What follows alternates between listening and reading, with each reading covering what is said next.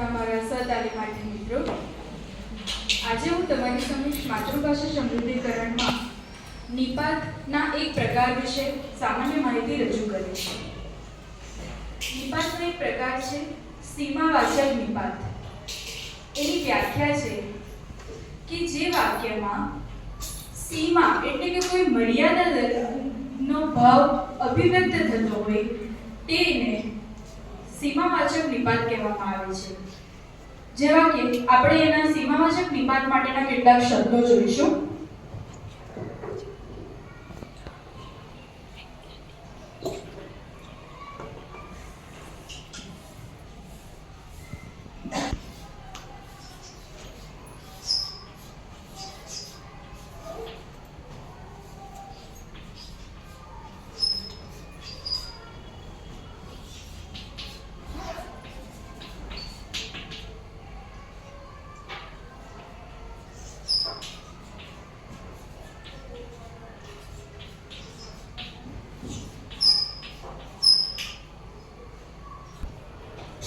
મિત્રો, તમે અહીં જોઈ શકો છો જે વાક્યમાં કેવળ, ફક્ત, સાવ, છે, માત્ર એવા શબ્દો હોય તે સીમાવાચક નિપાત સૂચવે છે.